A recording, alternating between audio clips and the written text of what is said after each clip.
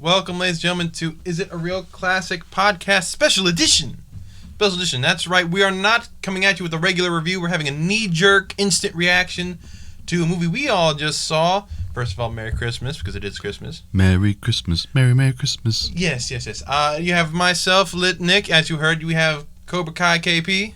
Sweep the leg. Yes, and then we, of course, have Ray Durzo, the Lost Ark. Thank you. Say hello, Ray. Hi. Hello. All right, we are going to be talking about, for our knee-jerk reaction, we're talking about Wonder Woman 1984, or so Wonder Woman 84. I think it's just Wonder Woman 84. But this is a pretty... Okay, if we're going to talk, like, movie aside, this is a very big deal. The fact that we're all seeing Wonder Woman 84, or we have the ability to, via HBO Max, a big tentpole blockbuster is coming to us, streaming to our homes. And there is a lot to break down with that in terms of the movie industry. So before we talk about the movie, let's have a brief discussion about what this exactly means for the movie industry moving forward. KP, do you want to throw us some knowledge? You know this, and it's common knowledge. They released this in theaters. They released it on HBO Max, as you said. The interesting thing here is, like, I have a conversation with a guy that on Tuesday night, Wednesday night, he runs a movie theater for a living. He's barely making a living right now. Mm-hmm. He's worried about the thing shutting down. Their hopes are on Wonder Woman allowing them to convince themselves that theaters can exist post all of this stuff that's happened in the world. Mm-hmm. And they believe it will, but, I mean, there's pressure on this. Usually a blockbuster movie like Avengers, like Batman, like, it comes out Spider-Man, and there's a pressure on a movie production company, Warner Brothers, etc. Today the pressure is on Wonder Woman for the whole industry. Can we change the business model to where both in theater films and at home dual releases can coexist?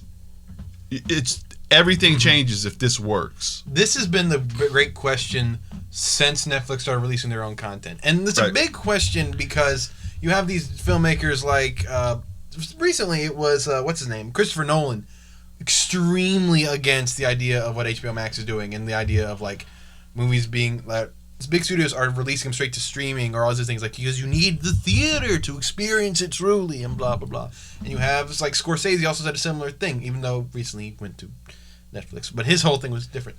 But the question, I suppose this has always been leading up to this, because the TV series are one thing, like Netflix releasing their own, like, Stranger Things, House of Cards, blah, yada yada yada. That's one thing.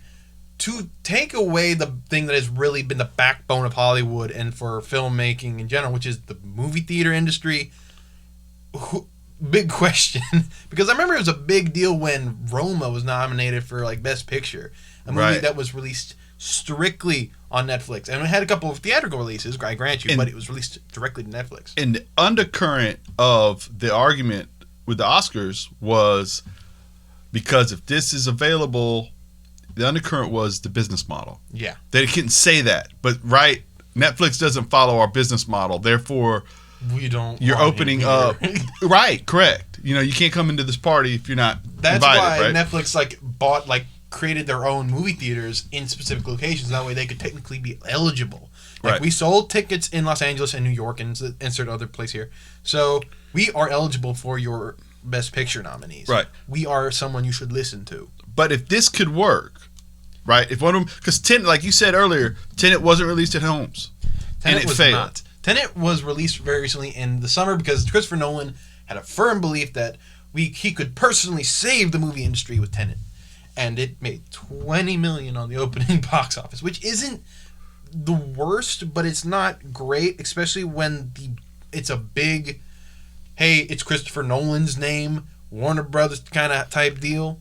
And you know there won't be follow-up business. There is. Like, you knew that was a movie where if you're interested, you went the first weekend. Mm-hmm.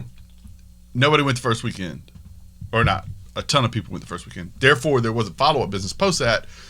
Right? This is a movie where if we can have a pretty good weekend here and it can get a little bit of a buzz, maybe it can have another weekend post that, and you can put up a decent number And then as the pandemic thing goes away, and as older people begin to get the vaccine and things like that, maybe you can start to get those theaters. Yeah, I don't know that it'll ever be what it was. It wasn't what it was prior to COVID. The big thing in regards to what I think we're dancing around the elephant in the room, which is the HBO Max deal. Right. For those of you who don't know, who haven't really paid attention to all this stuff, the reason why Wonder Woman 84 came out on HBO Max is because Warner Brothers said, we're releasing all of our tent poles from like Christmas of 2020 straight through to Christmas of 2021. All of them are coming out on HBO Max like the same day or the couple weekends like after. You know, you have this movie, you have Wonder Woman versus not Wonder Woman versus Kong, Godzilla versus Kong. What a movie that would be. Mm-hmm. Wonder Woman versus Kong.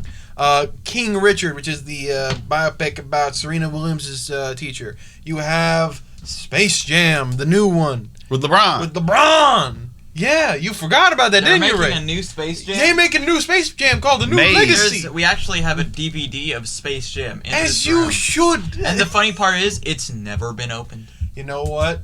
I've seen it. That's a collectible. That's a collectible for my son. It's never. But you have all these different movies coming out that would have made so much money for the theater industry, and they're just gonna be released on HBO. And people, well, I mean, like on one hand, I feel like for those of us who can't either afford to go to theaters every weekend and who want to get on the streaming service, this is a great opportunity for you because hey, it's cheap and it is like basically almost liberating to those of us with lower incomes because like even though it is the most expensive streaming service, I say this, but it feels like it's something that's where it's like now you don't have to spend $50 to take you and your family out to see a movie. Even though it's like seeing a movie in the theater, it's a completely different experience seeing it at home. Right. It does that. However, on that same vein, a lot of directors were not told about this deal before they announced it, which is why everyone is up in arms about Warner Brothers. The only people who were really told was Patty Jenkins, and who's the director of Wonder Woman, and Gal Gadot. And even then, Patty Jenkins is like, I'm not sure this is the greatest idea. Right. But an interesting thing there is that she was allowed to express her discontent. She was. Openly. Which means they didn't force her to sign a shut-up agreement, which Disney, for example, you can't talk bad about Disney if you work for them. Like, there was no non-disclosure agreement, which is a wonderful thing that Warner Brothers allowing for criticism is really interesting. But also the thing where they can't put out the fire, arguably, because they didn't tell anybody, and like once they released the floodgates, everybody could talk, and by that point, like you can't really put on that fire. So they're like, you know what? We're just going to deal with it. We're going to live with it. Right. And the other problem being the fact that they didn't tell any of the other production companies, hey, Legendary, you know how you want to make some money? Oh yeah, we're going to do it on HBO Max, so we're going to have to deal with it. Right. Now, an interesting thing, too, is though they may be, with the HBO deal, they may have given their whole studio a floor. Yeah. Which is different, right? Because on the one hand, I understand why Warner Brothers might need it. Because, like, not to get in studio weeds here, but we've had a whole year where nothing in the theaters was released, and they had a lot of plans. Not only did Warner Brothers, but so did Disney. Need I remind you, we were supposed to get Black Widow and Eternals this year. We also have Universal, which had other big movies and plans and stuff. All of them got shut down and stopped, and the entire movie industry went nowhere. And they figured out a way to generate cash. Yeah, because who started generating all of the revenue during this time period? It was Disney Plus. It was HBO Max. It was all these streaming services, because now people were craving content that they couldn't exactly. And they couldn't go anywhere. People were stuck at home. They're on lockdown. So that's why I feel like The Mandalorian was such a huge hit. It was because, especially the season 2, because it was released and they finished filming right before the pandemic hit, and because of the way they filmed it, they could do it socially distant. So, like when it was released, boom, everyone could watch it, and it suddenly became the talk of the town, and everyone was talking about The Mandalorian. Okay, now. So now that we've done the studio stuff, hold on one second. Let's do one thing. Yeah. We're about to talk about Wonder Woman. Yes, we good. So from here on, spoilers involved. If you have not seen the movie, see the movie, then come back to us. Or if you just want a reference and you don't care about spoilers, stay involved. Welcome. You're my people. You're my people. All right, let's talk about Wonder Woman 84. It's what y'all came here to, listen to us talk about. So, as I said, this is going to be a knee-jerk reaction. Do not expect us to rank this as a classic because it did just come out. But what did we generally think about the movie? I thought it was a fun time. I think it's the best thing DC have put out since Shazam. I think they've started to maybe get the ball rolling a little. I don't know. I didn't see Birds of Prey, but I think they're starting to get the ball rolling a little. I know Birds of Prey is usually mixed amongst most people, but I think they've started to get the ball rolling a little bit. Mm-hmm. You know, and I think this movie was fun. I think it was pretty fun. Absolutely. KP, what we think? I would agree that it was very fun. I thought that they did a great job over the course of it. Well, here's the thing. They put it in 1984, right? Yeah. So superhero, Cape Crusader, those style of movies have a certain amount of tongue-in-cheekness. And a little bit of that that cheese in there. Get that commando. Right. There's some cheese in those style of movies anyway. Mm-hmm. And so when you stick it in 1984, as you know, I was a child of the 80s anyway. So when they stick it in that generation, you allot for cheese. Yeah. Because that was the one line things, as were the fights in the malls. You could do these little things that harken back to that, and if you don't go quite as far as they did, it's okay and it's fun. Yeah. And I think they did a great job just by the positioning of time of allotting for fun without it being overwhelming, right? Yeah. And Chris Pine is a gift. Chris Pine is a gift. Before we finish, thank you, Chris By Pine. the way, just real quick, the most extensively good CGI in the DC universe are Chris Pine's blue eyes. We were watching this at my place, and those things are magnificent. I remember my mom in the background screaming like, "Hey, his eyes always been that blue." And I was like, "Yeah." I was like, she said, "No, they haven't." Guy's radiant. Man has gorgeous blue eyes, right? Speaking of CGI, there was one spot that I didn't like, and it was Cheetah. Oh, okay, we're gonna talk. We'll get into that. Okay, we'll discuss Cheetah because I have thoughts on Cheetah. Go ahead. But before I do want to start, because this is a knee-jerk reaction. We should talk about what I'm remembering off the top of my head, which is the very beginning. We get like a little flashback to what appears to be an Olympic kind of triathlon, where we see like a Wonder Woman as a child going up against all these other like superior Amazons and stuff, and seeing all these like fun little tricks and whatnot. We saw a little Robin Wright. Nice to see her again before she died in Justice League. Rest in peace.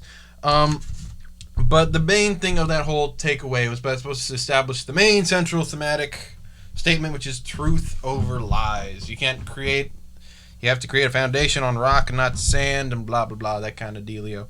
And after that, we cut to the 80s as cheese, as KP put it, where she mentioned the like 80s mall stuff, and that again I kind of was saying in the background when I was watching it was like Commando, because one of the main scenes of Commando is Schwarzenegger fighting in a mall. Right. I had the same thing. I thought that the Amazon stuff was beautiful. Mm-hmm.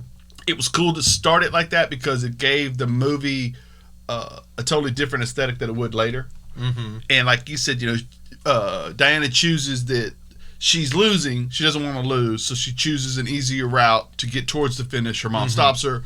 Boom, truth over lies. And that becomes the thread that runs through the movie, right? Yes.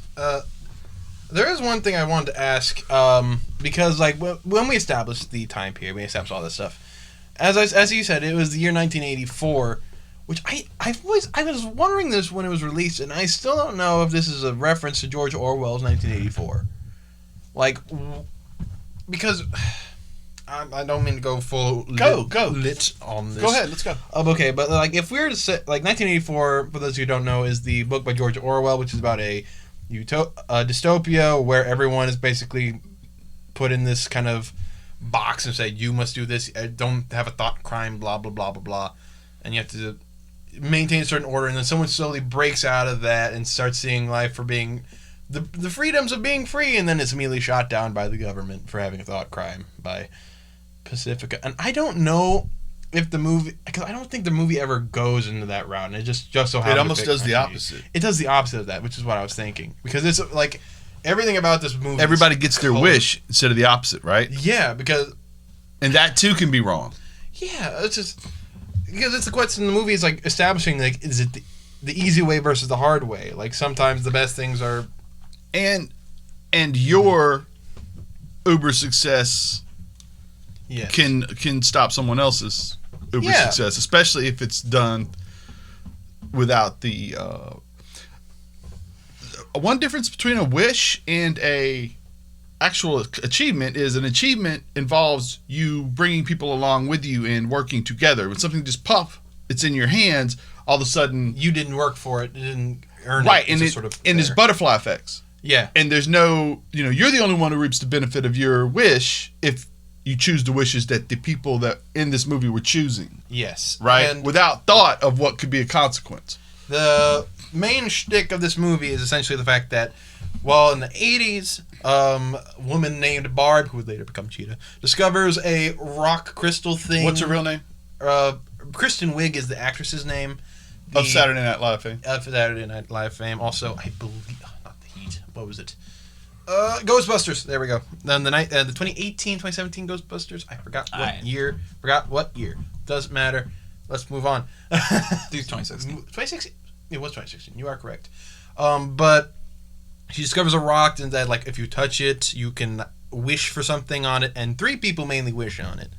We have Barbara, who wishes to be more like Diana because she's cool, she's sexy, she's strong, she's independent, she wants to have all of that. Not knowing that Wonder Woman is Diana. Not knowing she's Wonder Woman, because Wonder Woman isn't a thing at this time, because it's still the 80s, ladies and gentlemen. Mm-hmm. She's just more of a thing of myth who can throw a boomerang little, what is it, crown? Love it.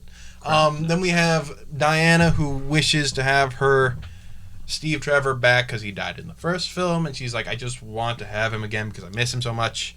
And then we have Maxwell Lord, someone who is totally not Donald Trump, but smart enough, yes, to go out of the box. Yes, he's the one who grabs it and says, I want to become the Wishing Stone. And then when he does that, he can grab people, and when they tell him their wish, he can say, I will grant you your wish on the slight thing where you will have to pay me this in advance, where like someone wishes for, I want to have eternal life, like, okay, cool, you give me your bank account, and then the bank account suddenly magically goes to him and you have eternal life. That was kind of the dealio that he was able to figure out. And from the movie, we see those 3 things as they all get their wishes and their perfect lives, and they realize that it's a monkey's paw. You can't exactly have you can't have your cake and eat it too and whatnot. And as we discussed, you want to tell people where monkey paw comes from? Oh Lord, it's just this old phrase. Do you remember what it was from? Basically, it's that your wishes would come with an enormous price on the other end. Yeah, it's from a book, W.W. Jacobs. Yes, that's the name I was looking for. But yeah, we get those 3 characters going through essentially their wishes and all this stuff, and that creates our main plot. So I think it would be smart, because it's our plot, to look at those 3 people and how we thought about their arcs as in terms of getting everything they wanted and at what price. We should start off probably with the titular character herself, Miss Diana Prince, Wonder Woman. So she gets her wonderful wish of being able to be granted Steve Trevor again. What did we think about her arc in general and her character, and Steve returning to the fray as the beautiful blue-eyed? I liked that. I liked that she got it back, and I liked that he was somebody else, that he had been put into somebody else's body. Mm-hmm. That she could only see him once she realized who it was, but that everybody else couldn't. So it didn't seem odd that this human just showed up out of the blue. I liked that they didn't spend a ton of time. Like, there was a quick scene where he's changing clothes and they get back together and he's walking around kind of in awe of things, but that wasn't like overly done. That wasn't like an hour of the runtime. And he was very good. He was very good in that. He's great at everything. He's so good. And he was very good at the golly gee whiz, I'm overwhelmed, which seems to be probably hard for a guy to ham up when you've seen and done everything. But he did that really well. She is just special. I do think I love her. Yeah. I want to say before we move on to that, there's a funny thing you mentioned about like the awe and wow and wonder of things. I just realized it's the reverse of what Wonder Woman herself went through in the first movie. Because it was her first time being introduced to the world of man and all this other stuff in the fantasy technology of the First World War. Mm-hmm. So now, finally, the shoe's on the other foot. Now she's able to show him around. So it kind of like, as a companion piece, it kind of acts like, oh, that's nice that they get to kind of reverse roles a little bit. Right. Also, if we're talking about her arc and how he affects her, can we talk about the flight thing? We can talk about the invisible jet, yes. Okay, well, one, they do the invisible jet, which is important, which, you know, it's always weird to you, like, how does she have this invisible jet? And it turns out that it's a power that... See, the way she said, like, my father was able to make things turn invisible. Mm-hmm. So, like, at least we're having a magical reason for it. Right, but by invisible, too, it also meant that radar couldn't affect it. Yeah. So then, in the future, you don't have to deal with asking yourself, why doesn't radar find it? Because planes aren't seen with eyes anymore. The other thing, the most important part, though, of that was when she said to him, because Chris Pine's a pilot, or Trevor's a pilot, and his thing is to fly. And when he's getting to fly this jet for the first time, she says, it's your gift, something to that effect. And he says, it's just winds and... catching the wind, riding the wind, essentially. And knowing how to catch it and ride it. It's like anything, really. You know, you have to live into it. Mm-hmm. And she, in turn, later, post his death, remembers that conversation as she's trying to catch up to a plane. And that is how she gets the gift of flight, through the conversation she had with him, which I thought was really cool, the way they managed to pull those two things in like that. I agree, definitely. It's the one. I also found it really interesting about her arc, and this kind of adds to like the 80s-ification of everything, is the fact that it's the idea that she, like, and we're going to get into this when we talk about Maxwell Lord, because there's this whole shtick, which is he wants, you should get everything you deserve. It's very much a me generational that kind of thing. Well, not generational thing, but just the mentality thing. And it's kind of interesting, the fact that Diana's whole arc is essentially about letting go, which is something that is very, like, specifically with her finally letting go of Steve Trevor and all of the, and being able to move forward, find a new relationship possibly with Batman. Well, and what we didn't get, I don't think we mentioned yet, was that by giving Steve life, she begins to lose her power. Yeah. And so that will be the trade-off. When the world is in chaos, in order to win, she will have to give her wish back. And the core of the movie is you have to give your wishes back in order to... You have to give, because sometimes, like, you need to, giving is more important than receiving. And also in this, now you created a dynamic where this movie won't be won with a fight scene. Because everything can't go back until the people wish it that way. Which I find very interesting as well, because that was the main point of contention for the original Wonder Woman, which was Patty Jenkins, like, said recently in an interview, she didn't want a big fight scene between Ares and Wonder Woman in the first movie. That was the studio looking at her first cut and saying, well, you need a fight scene in the third act. So now that she's got complete control of this movie, because of how well it performed at the box office the first time, she was able to say, no, I want it to be a legitimate question of, like, being able to let go and being able to give rather than to receive and you to ready? get. Yes. You ready? Yeah, let's go. Prince won the Battle of the Bands in Purple Rain. I mean, in the movie Purple Rain, with a ballad. You know what? By God. I'm sorry, go ahead. By God. Ray, we kind of hit a lot of points. Ray, did you want to contribute to, like, what you thought about any of that? Any of that? I thought it was a bit weird that she had a big fight scene with Cheetah. Oh, okay. Well, They had to have a fight scene. Well, they did. We're going to talk about Cheetah. Give us a minute. Well, let's go to her next. Well, I had the most opinions about it. Well, let's talk about... I want to talk about Maxwell Lord next, but we can skip. Go ahead. Cheetah. No, go ahead. Okay. Maxwell Lord next. Maxwell Lord is the character I feel like okay, first of all, I want to say my favorite scene with Gal, because like I said, she was phenomenal in this. It's really good, interesting that she was able to really kind of make this role her own, except for like with one other person's really made it her own, but we'll talk about her later. One thing that they have done well in DC, and they've been much maligned, justifiably so to some degree, she's a really good Wonder Woman. She is. He's a really good Superman. Yeah. He's a really good, whether the movies were great or not, he looks like Superman. He talks like Superman. He acts like Superman. Yeah. Aquaman is a really good Aquaman. I like Flash is a really good Flash.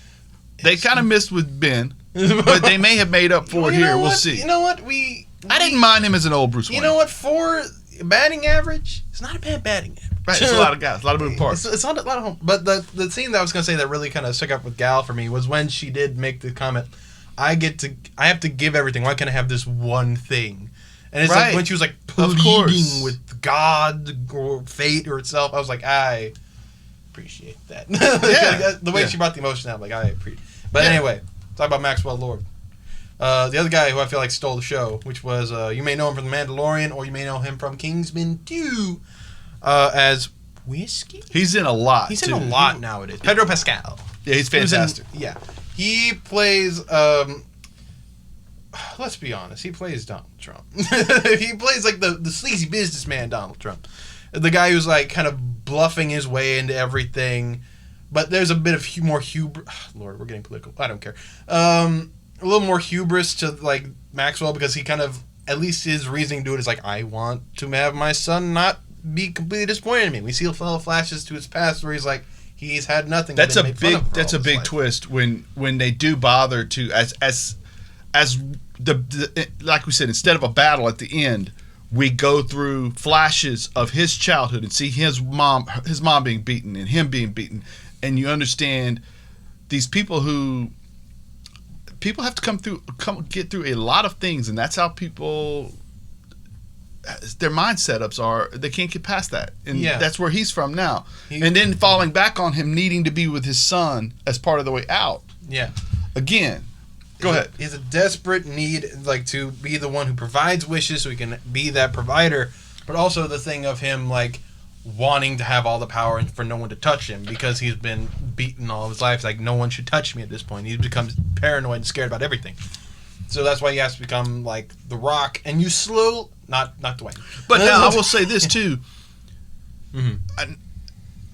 He came from nothing. He did. And he had nothing. So there is a difference between his character and the Trump character, who was born with millions. Well, yeah, like a small loan of $1 million. Correct. You know what I mean? Like, this guy, he hustled everybody he met till he got there. Like, the way the first guy met him, like, you're a con man. And you only got here. Like, you see this big gilded mansion out front, and he walks through the front door. And nobody's employed there. Goes up to, like, the main floor, and it's just torn up. There's nothing there. It's empty, and it's dark. And it's like, it kind of shows you exactly how empty his life really is in his pursuit. And that he's Teflon. There's nothing behind the scenes right yet. Yeah, and as he slowly gets more corrupted as he becomes the Wish Rock, like, you start to see like how I guess it kind of adds the idea of only getting what that can really do to your brain, and how it just like you really don't really know how it affects people outside of you. One thing I love about this movie, he was a lot of times you'll see these criminals, and they're supposed to be average Joes, and then they get a superpower, and suddenly they become nefariously intelligent, all these things. Somehow. He was not.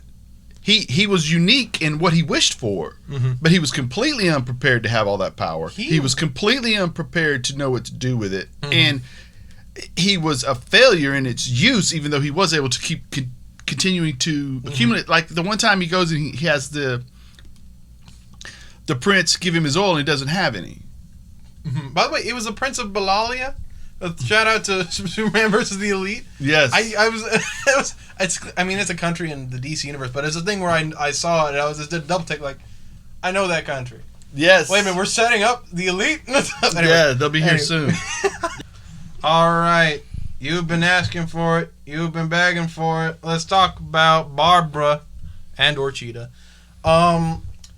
Out of every character in Wonder Woman 84, she was the one that threw me for a loop the most, because she wasn't really the main antagonist. Like, you were kind of so off the bat when they were pitching out the characters that they were going to be releasing for 84. You hear Cheetah, you think, oh, you mean one of the big Wonder Woman bads, like arguably the most well known. Okay, and then. She's not really the main antagonist. She's just sort of a side protagonist who slowly turns. She's only Cheetah for a 2 minutes. For a single scene. It's mainly just Barbara wearing cheetah print, which depending on who you ask, may be good or bad. Personally, and this is my own thing, the cheetah character, I never knew how in God's green earth one could adapt it and have it not look silly. Because that is a woman who is a cheetah, and how does one make that look good? How? Okay, I guess it's time. Yeah, I'm gonna let Ray go, but I'll say it's not the worst. But anyway, Ray, you may go. With the fight scene. Okay, let's talk about the fight scene. Let's talk about it. She wasn't even a cheetah. I mean, she wasn't. She What do you mean by that? She wasn't a cheetah. She wasn't a cheetah. She was white. She had white fur. I mean, she wasn't a cheetah. I mean, oh, okay. I mean, I'm looking at an old photo of Cheetah now, and I think we did pretty good. Granted, there is no way that was gonna come out and not go corny, shit. but they tried to like make it not corny, unlike the rest of the movie. Oh my lord, which was that fairly version. corny. I'm just going through different versions of Cheetah, but it's like, and ladies. Dog, why is she named Cheetah? She did look a lot like White Tigress. She did look like White She Tigress. that was a shoot at Marvel.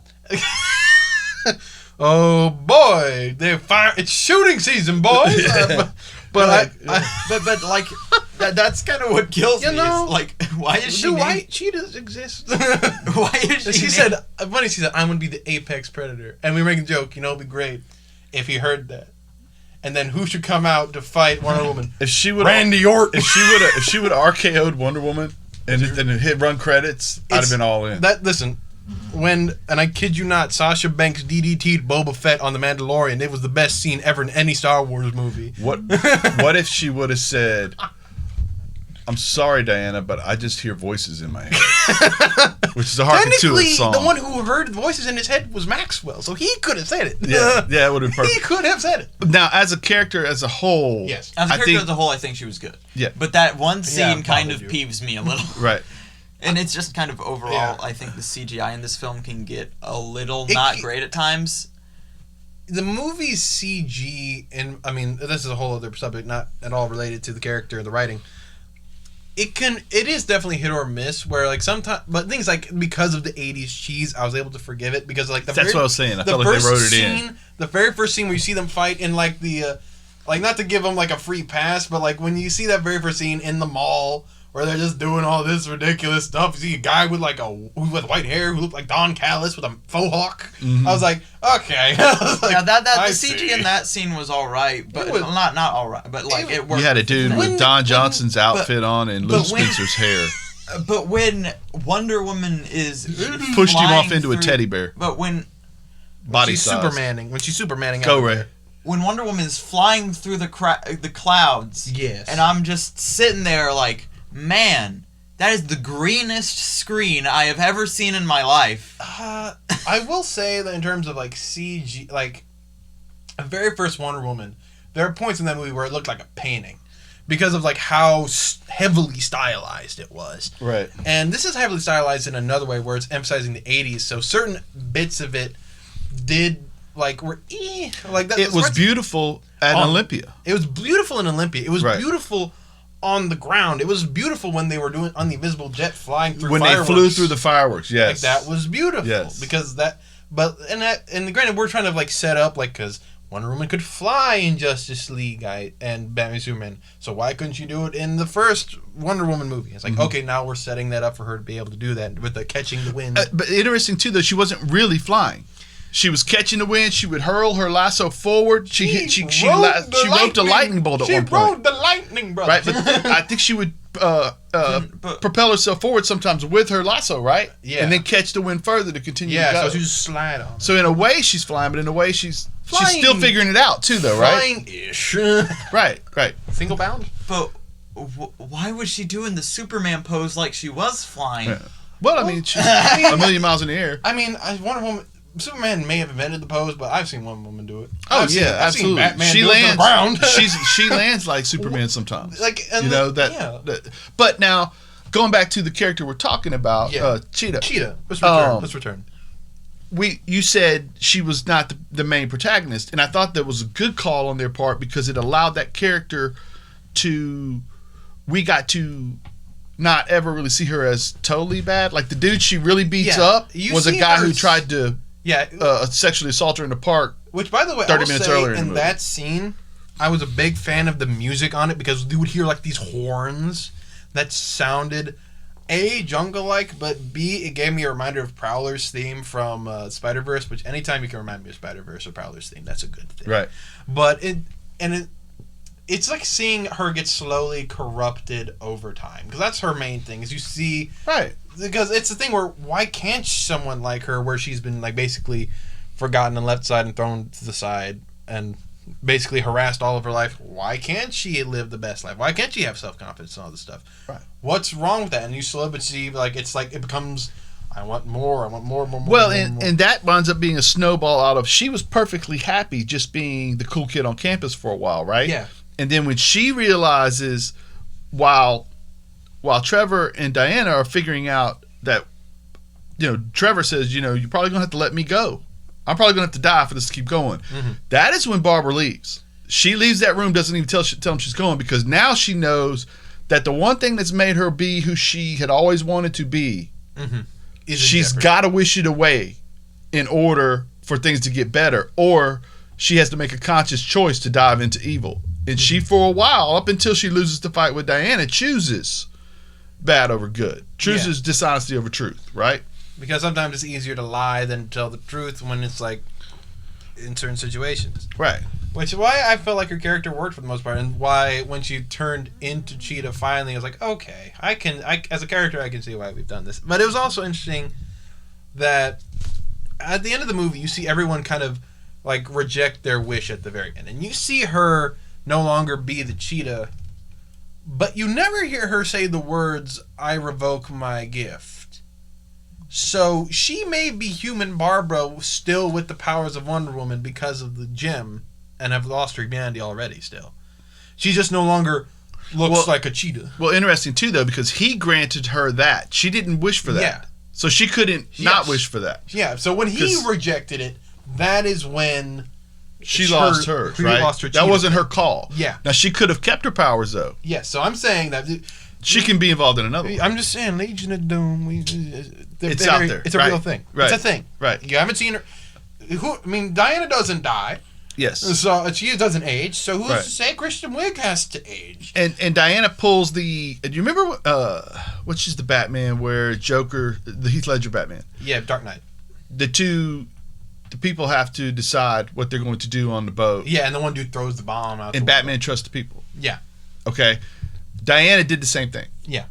She trusted the people by finding a way to get her voice out over the airwaves and letting people know the reason everything's gone to crap is because of what you've wished for. I really shortened that up. Yeah. But and the world decided, hey, we need better than this. We have to reboot. And then he's going through his inner turmoil. So you see a macro, the whole world deciding, I have wronged. You see him on a personal level knowing he has wronged and her managing to convince him of that. And that could totally, I get if somebody watches this and that totally feels completely hokey to them and they're out. Yeah. I liked it. It's also Wonder Woman. So if you weren't expecting some hokey, you came to the wrong place. Brother. I liked it though. It made me feel good. Like, so just because something isn't cynical in Batman doesn't make it bad. Right. Come on. I'm sure that we're going to get a Snyder cut at some point where she just walks over there and snaps his neck. That's like that scene from Civil War where like Zemo's on the side, he's like saying, I think I'm done now. And Black Man says, where's that, Russo brothers? Where's the Zemo dies cut of the Civil War? Okay, so in the end, we get a Linda Carter. After the credits roll and we see the final triumphant thing of her riding the wind and out heroically back into the day, get some credits, and then because they reference this one old Amazonian who had the original gold armor that at the very end Wonder Woman puts on, starts fattening off Cheetah and Maxwell. And they finally say, oh, she survived somehow. Somehow Palpatine has survived. No, okay. Mm-hmm. Somehow this new Amazonian has survived. And surprise, surprise, it's Linda Carter. It's the original Wonder Woman. And she's and I remember I was staying on the couch and I just ran and pumped my hands. I was like, Linda! She looks great. She looked great. It was cool that they did a little callback because The fights, the scene where the man is trying to abduct. What was her name before she was Cheetah? Barbara. Trying to abduct Barbara, and Diana comes up, punches him in the chest. He slides across the room. She says, "How did you do that?" She said, "It's a momentum thing. I can teach you." Mm-hmm. A pole is falling, about to land on a girl and her child. In a carriage, and she catches it, and she goes, "How did you do that?" And she says, "It's a momentum thing. Yeah, I've been doing it for years. Doing it for years." Thousands and thousands of years. I love how, like, and also, like, she saw her in Supergirl as the mayor, so it's like, she's finally in the Wonder Woman movie. Come on. That's great. I was waiting for her to be in the first one. So is this a wrap? Here's my last... No, it's not. Oh, It is not a wrap. Go. Whoa. Here's my last question, and this is a question I've been thinking of. In the DCEU, where does this stand? I will say, also, while we're on the end of this, I do find it interesting that both Wonder Woman movies do have an interesting thing where they both seem to talk about a time period and those people's foibles. Like, you had World War I with the original Wonder Woman, and you have 1984 with this one. With the missile crisis in the Cold War, it plays a deep... Iraq, Iran, all that plays a deep issue in this movie, and they don't shy from it. As well as in World War I in the original one, which was the fact that this is the first Great War where everyone's fighting, and this becomes this thing of Ares, like, enjoying it. Right. Okay. I thought they did a good job on both of them. Yeah, I just wanted to throw that out there. No, I think it fits in, because I think that's why, if I was going to say, you said tiers, right? No, I said, where does In this the call, stand you in the said DCEU? You could say, where are you tiering it? I think for me, it'd be easier to tier it and just say that I would put the two Wonder Womans on the top, and then Shazam under, and then I would go everything else below that. I'd probably here's my opinion. All right, Man of Steel, I don't remember at all. I only remember the Zod thing. Yeah. Zod! Which still kind of gets me a little angry. What came next after? It was Batman v Superman. Batman v Superman. One of my personal least favorite movies. You and my sister both. I cannot stand that. Yeah, I cannot stand it, but I cannot stand it in a way that I love picking it apart. You try watching it in the first, like, and this is the main reason why Haley hated it, my sister. Is the fact that she sat in the first row, had to look up like this the entire Producer time. extraordinaire, Haley. Yes, artist extraordinaire. Please, you purchase her. She created the artwork that you're looking at right now. Yes. Well, hold on. I designed my own things, but but the general artwork for Go Home Heat is designed by my sister. Yeah. Point is, though, she had to stare. It was in the front row, neck straight 180 like 90-degree angle, watching the movie, and so she was already peeved, like off the bat. That was the only seats we could get. But what do you think? Where do these sit? Well, no, I was gonna. Oh yeah, continue. Sorry, I just wanted to throw. What's that after Batman v Batman v Superman? We had Justice League, but we also had Wonder Woman. What about Suicide Squad? Wonder Woman was Wonder Woman. Then it was Justice. Then it was no, it was Suicide Squad immediately after that, wasn't it? Yeah, it was Suicide Squad. Pretty bad 2-movie streak, huh? It was a 2-streak where everyone was loud. Suicide Squad is a movie that I also disliked, but not in a way that I like picking it apart, in just a way that I just don't like at all. Let me tell you something. Are we some kind of Suicide Squad? I think about the bell dancing and okay, let you finish. I'm sorry. yeah, but I think I'm done. I liked Wonder Woman, and I didn't watch Justice League. So you agree that Wonder Womans are the top? I like Shazam maybe a little more than the two Wonder Womans, but I'd probably put them. I'm willing to qualify that I have this Wonder Woman best because I just saw it. Yeah, you're on the honeymoon effect. Right. If I watch it again, and I'm an '80s guy anyway, so it check boxes that it hit you where you live. Yeah, go ahead. As we all know, I'm not a big fan of rating things or ranking things. I just more like to talk about how much I enjoyed something. But in terms of the DCEU, this is definitely one of their best ones. As to my personal favorite, I will side with Ray and say maybe Shazam. I was a big fan of Birds of Prey, which is really interesting that 2020, the two big things that they had going for them for this year was Birds of Prey and Wonder Woman. So good on DC for letting the women take the reins for a little bit. Right. The Sonic movie came out at the start of this year. This year has been insane. I forgot that. So we enjoyed it though. It was definitely. It was fun. It was definitely a fun time. I would recommend it if you have HBO Max. It is free. Well, not really free, but it's for your subscription. Pick out a time of day where nobody's at the theater. If you feel safe, because I'm not gonna say like blatantly like go risk your well-being. Because I personally ain't going to the theater right now. I ain't going. No. But I can't wait till the day that I can. Especially where we live, we can't get no. But I will say that if you're in a safe place, like if there's a drive-in theater, that's safe, and absolutely go check it out. That'd probably be kind of dope. Dude, random aside, like drive-in theaters, they finally catch business again. That's kind of cool. It's like good.